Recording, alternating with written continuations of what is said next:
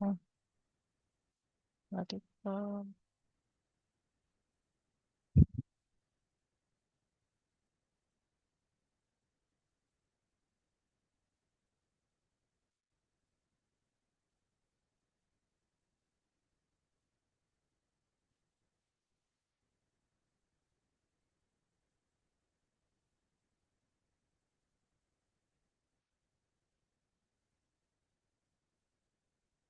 Bueno, muy buenas noches. En nombre de la Universidad Tecnológica Empresarial de Guayaquil, de nuestra Dirección de Innovación, Vinculación y Sostenibilidad, y en el marco de la Semana del Medio Ambiente de este año 2026, pues les damos la más cordial bienvenida a esta conferencia que nos invita a reflexionar sobre la innovación científica como herramienta para enfrentar los desafíos ambientales de nuestro tiempo.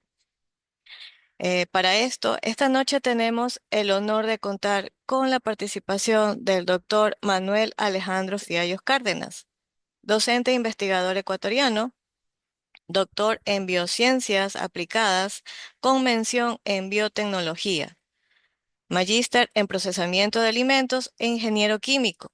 Su trayectoria académica y científica se ha desarrollado en áreas de gran relevancia para el desarrollo sostenible, entre ellas la biotecnología ambiental, el tratamiento de aguas, la bioeconomía circular, la valorización de residuos agroindustriales y el desarrollo de biomateriales sostenibles. El doctor Fiallos es investigador acreditado en Ecuador, cuenta con reconocimiento internacional como educador en ingeniería y ha sido distinguido con el premio Cum Laude en su formación doctoral. Además, ha publicado sus investigaciones en prestigiosas revistas científicas internacionales y ha contribuido significativamente al avance del conocimiento en temas relacionados con la nanocelulosa bacteriana y las tecnologías limpias. En esta ocasión, él nos presentará la conferencia titulada Nanocelulosa bacteriana para una nueva generación de filtros sostenibles del aceite usado al agua recuperada, donde conoceremos cómo la ciencia, la biotecnología y la innovación pueden converger para desarrollar soluciones sostenibles orientadas al tratamiento y recuperación del agua, uno de los recursos más valiosos para la vida y el desarrollo de nuestras sociedades. Pues les invitamos a participar activamente a través del chat con sus preguntas, estar atento a la conferencia, tomar notas de sus inquietudes y aprovechar este espacio de aprendizaje e intercambio de conocimientos al final de la intervención de nuestro expositor. Bueno, le damos la bienvenida al doctor Manuel Fiallos. Puede compartir pantalla. Por favor, le envíe la solicitud. Sí, ya, en este momento. Ok.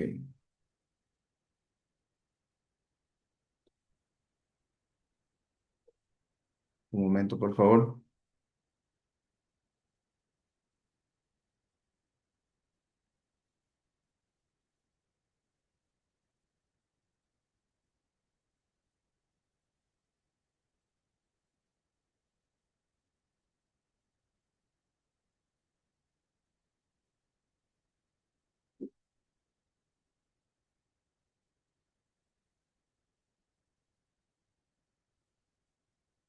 Por un momento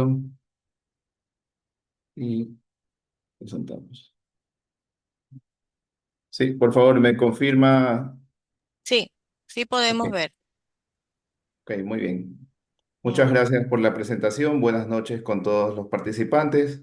Agradezco a la Universidad Tecnológica Empresarial de Guayaquil, UTEC, por la invitación a participar en esta Semana del Medio Ambiente. Yo quiero empezar con una pregunta muy sencilla. ¿Qué pasa cuando el aceite que utilizamos todos los días termina llegando al agua?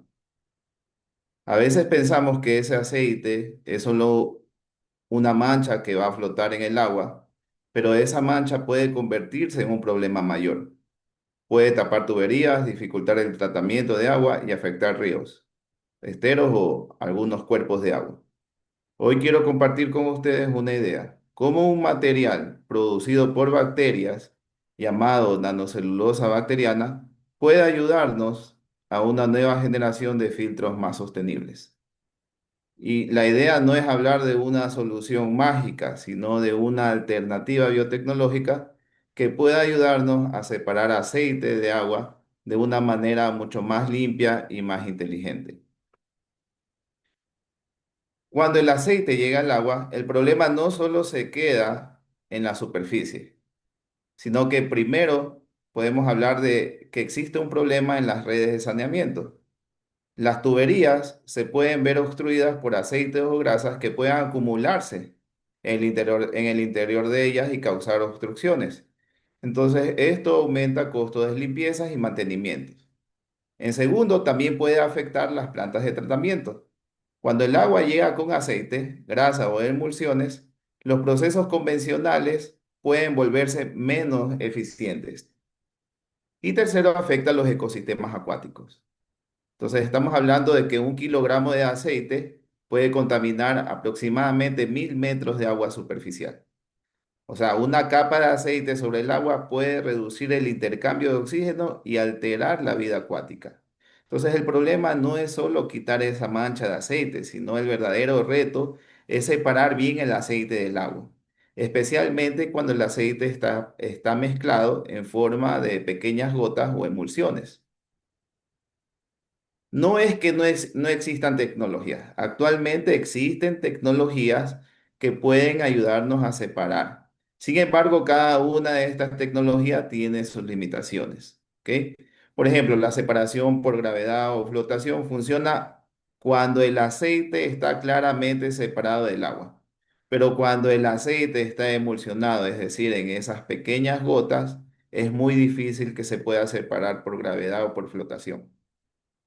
Entonces tenemos otro método que es el método químico o utilizando coagulantes. El problema es que solucionamos la separación del aceite del agua, ¿ok? Pero generamos esos lodos tóxicos que luego hay que disponer de ellos.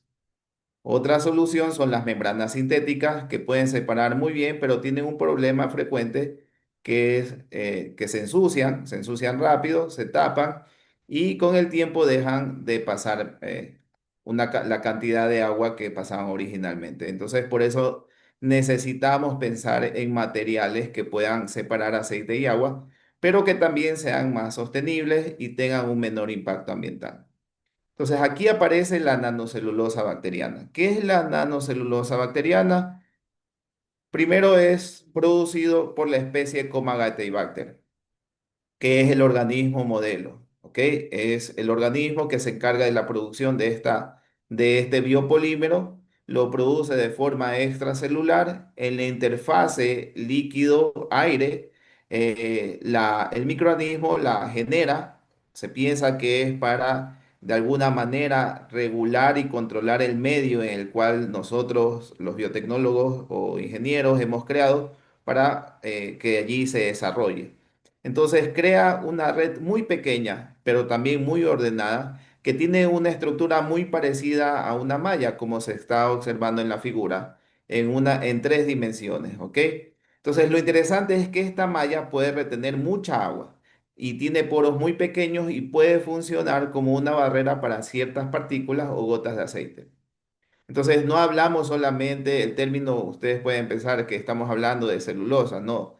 Estamos hablando de una estructura microscópica que puede comportarse como un filtro natural y se lo produce mediante biotecnología. Lo interesante es que lo que hacemos actualmente es que utilizamos biomasa residual agrícola o biomasa residual alimentaria como fuente de nutrientes para hacer crecer estos microorganismos y que a la vez ellos produzcan esta especie de malla o de nanofibra. ¿Ok? Entonces, la nanocelulosa bacteriana tiene 3 características importantes. Primero, que es funcionalizable. ¿Qué quiere decir eso de que sea funcionalizable? Quiere decir que se puede modificar. ¿Ok? Esa, esa superficie puede adaptarse para mejorar su comportamiento como filtro. también tiene hidrofilicidad. ¿Qué quiere decir? Que le gusta mucho el agua, ¿ok? Esto es clave porque cuando la nanocelulosa se hidrata, forma una barrera que facilita el paso del agua y dificulta el paso del aceite. Tercero, forma una malla porosa, es decir, tiene espacios pequeños que permiten el paso del agua, pero pueden ayudar a retener gotas de aceite o grasas o partículas. Entonces, si se tuviera que resumir esta diapositiva, podríamos decir que la nanocelulosa bacteriana es interesante porque combina agua, porosidad y estructura. Vamos a ver el mecanismo. ¿Ok? Explicar el mecanismo puede ser, lo voy a tratar de hacerlo sencillo. Entonces, cuando la nanocelulosa bacteriana, esa membrana que produce el microorganismo, se moja, queda cubierto por una capa de agua. Y esta capa de agua ayuda a que el aceite no se adhiera fácilmente a la superficie. Es como si la membrana dijera, yo prefiero el agua, pero no el aceite. Al mismo tiempo, la estructura de la nanocelulosa actúa como una malla. El agua puede pasar con mayor facilidad, mientras que las gotas de aceite encuentran más dificultad para poder atravesar esa membrana. Entonces, el principio es bastante claro. La membrana se hidrata, deja pasar el agua y ayuda a retener el aceite. En varios estudios se estima, a escala laboratorio, se estima que aproximadamente la eficiencia de remoción de aceite es del 99%, ¿sí? Entre el 90 al 99%. Eso demuestra que la nanocelulosa bacteriana efectivamente tiene un gran potencial, ¿sí? Pero aquí debemos ser bastante realistas, ¿no? Una cosa es laboratorio, otra cosa es la industria. Entonces, no estamos hablando del mismo, estamos hablando de muchas veces de simulaciones en donde nosotros utilizamos un fluido muy ideal, pero en la industria ese fluido no lo es. Entonces, una cosa es trabajar en laboratorio con una mezcla controlada y otra cosa es trabajar con agua real. En el agua real puede haber sólidos, detergentes, sales, materia orgánica, grasas y muchas otras sustancias. Entonces, además, cualquier filtro puede ensuciarse o taparse con el tiempo. ¿Ok? Entonces, por eso una pregunta importante es, ¿cuánto aceite puede separar esta nanocelulosa bacterial? ¿Ok? Pero la pregunta aún más importante es cuánto tiempo puede seguir funcionando bien, ¿ok? ¿Cuánto tiempo podrá funcionar bien esta nanocelulosa? ¿Ok? Porque una tecnología útil no es la que funciona una sola vez, sino es aquella que puede funcionar de manera repetida y estable, ¿ok? Para eso nosotros evaluamos en la parte experimental qué es lo que hicimos. Producimos nanocelulosa bacterial y variamos tiempos de fermentación biológica. Es decir, probamos con tres tiempos, 7, 14 y 28 días. ¿Por qué variar el tiempo? Porque cuando se varía el tiempo, el espesor de la membrana, los microorganismos hacen que el espesor de la membrana aumente mucho más. Entonces, el espesor de una membrana de 14 días es mayor que la de una membrana de 7 días. Y el espesor de una membrana de 28 días es mayor que una de 14 y una de 7. ¿Ok? Entonces, decidimos probar con tiempos de fermentación para poder tener un espesor de membrana de la nanocelulosa mucho mayor. Pero luego también pensamos que el tratamiento de purificación de esa membrana podía afectar la porosidad o podría afectar la eficiencia. Entonces utilizamos dos métodos químicos para limpiar la membrana. ¿Por qué? Porque la membrana puede tener restos de células, de bacterias que estaban presentes en el medio originalmente. Entonces probamos con peróxido de hidrógeno al 30% y con hidróxido de sodio. Perdón, sí, con hidróxido de sodio. ¿Ok? Y lo probamos a distintos tiempos y temperaturas, todas a la misma concentración, pero variamos temperaturas y tiempos. Entonces luego vimos cuál era la eficiencia de remoción del aceite. Entonces, la idea es que una membrana más joven puede ser más delgada y dejar pasar más agua. ¿ok? En cambio, una membrana mucho más desarrollada puede ser más compacta y retener mejor, pero también puede retener el paso del agua. ¿Ok? Al aplicar esos tratamientos químicos para limpiar o modificar la estructura del material, la idea fue entender qué combinación permite recuperar el agua de mejor calidad sin perder demasiado flujo. Entonces aquí observamos que buscamos un equilibrio, ¿ok? El mejor filtro no siempre es el más cerrado, ¿sí? Si la membrana es demasiado abierta, deja pasar mucha agua, pero puede retener menos aceite. Si la membrana es demasiado compacta, puede retener más, pero dejar pasar menos agua. Entonces el reto era encontrar justamente un equilibrio. Entonces necesitamos una membrana que retenga aceite, pero que también permita recuperar agua en una cantidad razonable. En filtración, en las operaciones de filtración no basta con separar bien. También importa que el agua pueda pasar y que el filtro no se tape rápidamente. Entonces, por eso hablamos de un balance entre consolidación y el flujo. Ahora bien, eh, ¿dónde podemos utilizar esta tecnología de este tipo? ¿Ok? Entonces, si nos ponemos a analizar, podemos utilizarlo tal vez como un sistema descentralizado en lugares pequeños o medianos donde se generan aguas con grasa. De hecho, una de nuestras pruebas fue con un sistema descentralizado, con agua de un restaurante. Entonces, restaurantes, mercados, comedores, cocinas industriales. Otra posibilidad son industrias alimentarias, camales o procesos donde el agua sale en carga, o sea, sale con una carga de grasa o aceite. Y la otra, una tercera posibilidad, un sistema híbrido. Ok, usar este tipo de filtro antes que otras tecnologías que pueden ser mucho más costosas o delicadas. Entonces, ¿con qué fin? Con el fin de proteger al equipo y evitar que se ensucie demasiado rápido. Entonces, aunque no tenemos un análisis tecnoeconómico que nos indique el costo de la producción de nanocelulosa bacteriana, no lo tenemos bien establecido, pero sabemos que es mucho más económico por medio de revisión bibliográfica y en aproximaciones que es mucho más económico al momento. Entonces, en este sentido, en los sistemas híbridos, un filtro adicional puede ayudar a reducir el problema antes de que llegue a una planta de tratamiento o a una membrana mucho más costosa. ¿Cuáles son los desafíos técnicos? Aunque la nanocelulosa bacteriana es prometedora, todavía es desafío. El primer desafío es su escalabilidad. Ok, necesitamos producir nanocelulosa bacteriana con procesos estandarizados. Eso es un hecho. No podemos tener un día con un proceso establecido, una característica de nanocelulosa y el otro día que me varíe las características de esa nanocelulosa. Entonces necesitamos tener un proceso estandarizado que nos permita producir en una mayor cantidad y reducir los costos. Entonces, esa va a ser ha sido una de las primeras limitantes, la escalabilidad. ¿Ok?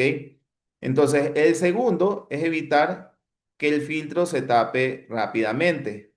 Entonces, debemos evitar que nuestra nanocelulosa o que puede estar funcionalizada con otros compuestos se tape muy rápido. ¿Ok? Que pueda tener un ciclo de vida mucho más durable. Entonces, la idea finalmente es saber hasta cuántas veces lo podemos utilizar, cómo lo podemos limpiar y cuánto tiempo dura. Y el cuarto es probarlo en aguas reales, ¿ok? No solo con las mezclas preparadas que tenemos en laboratorio. Esto es muy importante porque en la vida real el agua no viene limpia ni ordenada, viene con muchas sustancias mezcladas. Entonces la pregunta no es solo si la nanocelulosa puede separar aceite y agua. La pregunta real es si puede hacerlo de forma estable, económica y repetida. Esta tecnología también nos invita a pensar o a repensar en algo más amplio, ¿sí? Una gestión del agua mucho más circular. Entonces, durante mucho tiempo hemos pensado de forma lineal. y hemos visto el agua contaminada como un residuo, ¿no? Sí, pero cada vez es más necesario verlo como una corriente que pueda tratarse, recuperarse y reutilizarse, parcial, por lo menos, o si no es total, parcialmente, ¿sí? Entonces, la nanocelulosa bacteriana conecta tres ideas muy importantes. Primero, podemos obtener este biomaterial de forma sostenible, aprovechando biomasa residual agrícola o industrial.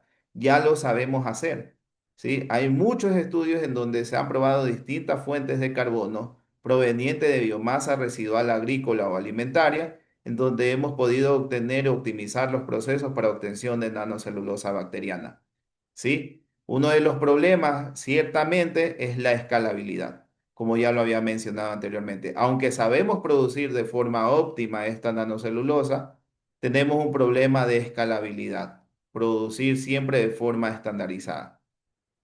La segunda es la recuperación del agua. Eh, no solamente es buscar separar componentes o contaminantes que están presentes en el agua, sino también recuperar el agua con una mejor calidad. Y la tercera y la más importante en el momento actual es la economía circular. No solamente intentar reducir los residuos o recuperar los recursos, sino utilizar de forma más eficiente y sostenible aquellos residuos que se van generando en los procesos. Un poco la idea es ir cerrando el ciclo, close the loop, ¿no? Cerrar el ciclo en las etapas de producción.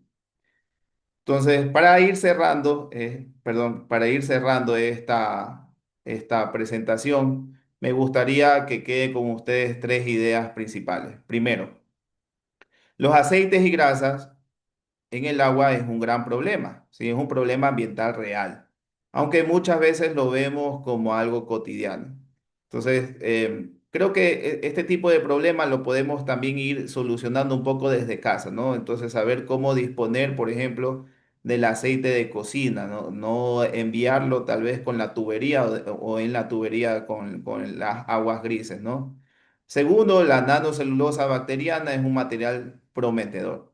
Por ahora es prometedor. No es la solución, pero es prometedor. ¿Ok? Porque puede actuar como una malla hidratada capaz de ayudar a separar justamente el aceite y el agua. Y además se puede pensar en unir con otros tipos de nanomateriales. ¿Ok? Nanopartículas de plata, quitosano, biochar.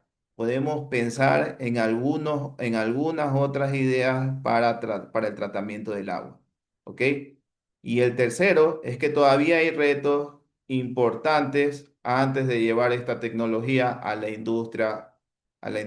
Queda todavía un camino que hacer, o sea, ahí nos toca reducir costos, evitar que el filtro se tape y hay que probarlos en aguas reales. ¿Ok?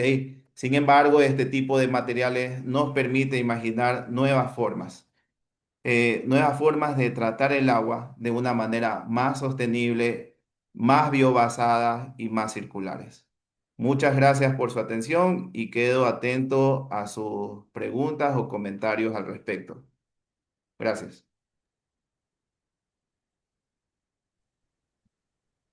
Bueno, muchas gracias por su intervención. Bueno, aquí nos han hecho llegar unas preguntas. Tengo dos preguntas. La primera es, considerando los desafíos actuales de contaminación por aceites y grasas en cuerpos de agua, ¿cuáles son las principales barreras técnicas y económicas que deben superarse para escalar el uso de membranas de nanocelulosa bacteriana desde el laboratorio hacia aplicaciones industriales y comunitarias?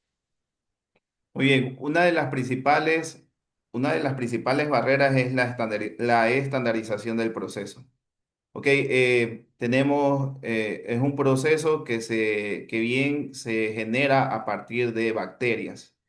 Entonces, las bacterias son organismos vivos. Un cambio de pH, un cambio en la temperatura, un tiempo mal tomado puede afectar de extremadamente las características de esa membrana. Entonces, primero necesitamos también gente especializada en temas de biotecnología. Necesitamos probar en aguas o en sistemas reales, ¿ok? Para poder determinar no solamente la eficiencia en la separación, sino también cuántas veces podemos reutilizar esta membrana, porque ese es algo que he hecho énfasis, ¿no? O sea, no solamente basémonos en eficiencia, sino, o sea, cuántas veces yo voy a poder utilizar la membrana para que filtre de forma igual de eficiente, ¿ok?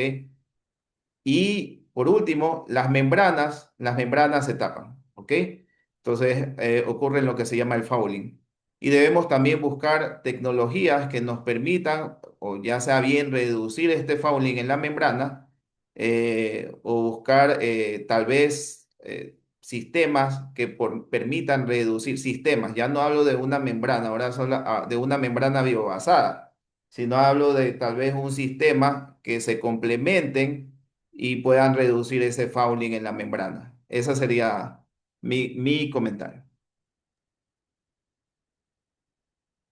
Ya, muchas gracias. Bueno, tenemos la última pregunta. Desde la perspectiva de la bioeconomía circular, ¿qué otros residuos agroindustriales o urbanos podrían aprovecharse para la producción de nanocelulosa bacteriana? ¿Y cómo contribuiría esto simultáneamente a la gestión de residuos y a la sostenibilidad ambiental? Yo aquí en esta pregunta los invito a imaginar un poco. Yo los quiero invitar a imaginar un poco. Imaginemos que yo tengo que Ecuador es el principal exportador de camarón y de banano, ¿ok? Por lo tanto, se generan residuos agrícolas y alimentarios bastante importantes. Imaginemos, solo piensen en este dato, por cada kilogramo de banano que se exporta, se generan 3 kilogramos de biomasa residual agrícola en el banano. ¿Qué tal si yo puedo utilizar esa biomasa del banano como fuente de nutrientes para la producción de la nanocelulosa bacteriana? ¿Ok? La puedo utilizar como fuente de nutrientes que actualmente se deja en el campo y yo la aprovecho para la producción de nanocelulosa bacteriana. Pero es más. Yo digo, ok, el camarón durante el procesamiento genera o se le quita una cáscara que le llaman la quitina y de ahí se puede obtener quitosano. ¿Qué pasa si ahora yo uno la nanocelulosa bacteriana que generé con biomasa residual agrícola del banano y la uno con el quitosano que obtuve de un residuo producido a partir del camarón y los uno y creo un filtro que pueda ir a la misma cadena de valor del camarón? Ok, a la larvicultura, por ejemplo, y puedo tal vez recircular, no vamos a hablar de totalmente, pero recircular parcialmente el agua que se genera en la larvicultura. Eso genera, los camaroneros consumen bastante agua y les genera un costo aproximado. Imaginemos su costo total, tal vez un 20-25% por ser generoso, ¿ok? Y que ellos puedan recircular el agua y volver a aprovechar más que sea un porcentaje, les va a generar una ganancia. O sea, ahí es donde nosotros debemos pensar en soluciones reales y sostenibles. ¿Ok? Entonces, por lo tanto, considero que ese es mi comentario a esa pregunta, una muy buena pregunta para pensar en economía circular. Sí, ¿no? Nos hicieron llegar esa pregunta. Bueno, muchas gracias. En el contexto de esta conferencia, voy a compartir una información muy importante.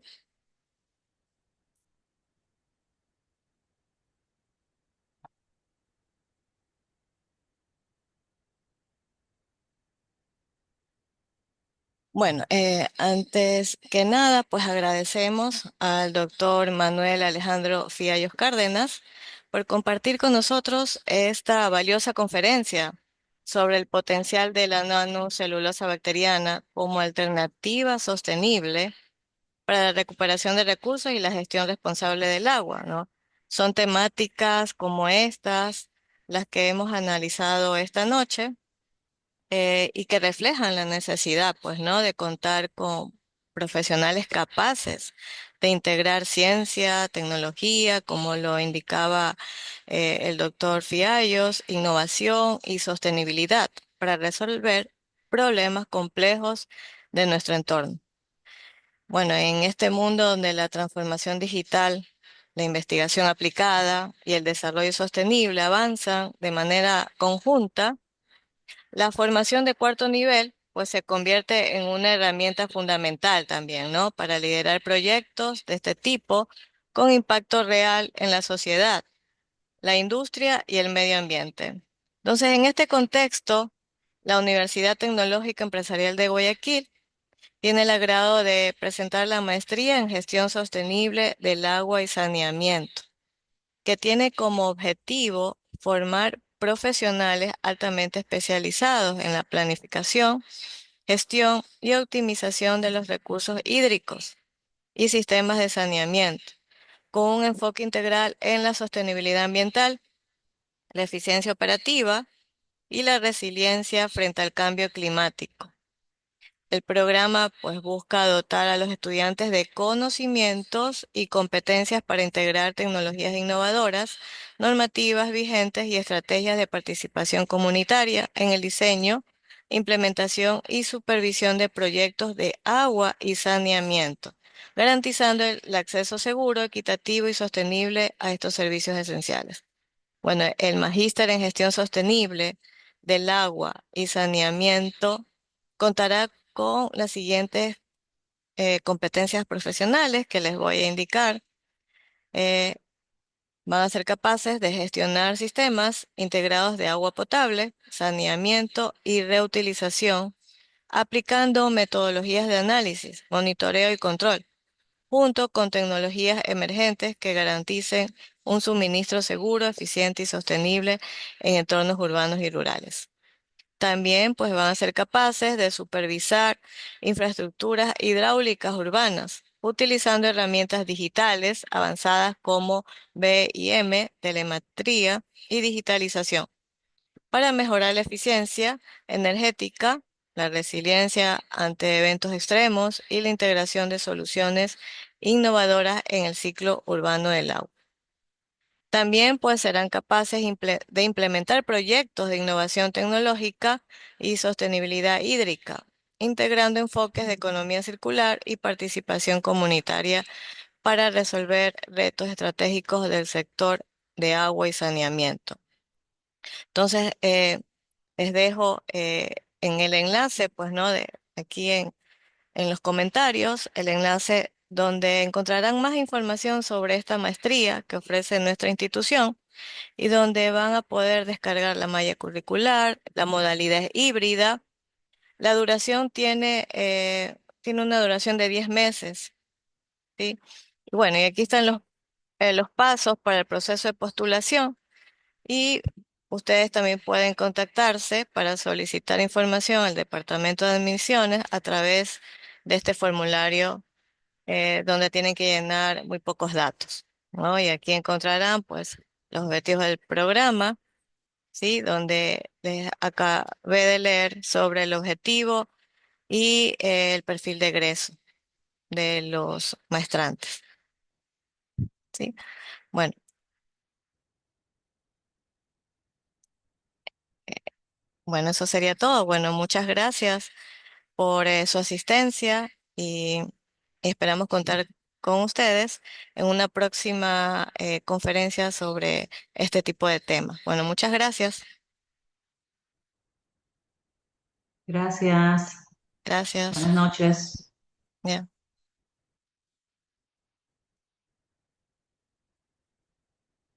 muchas gracias.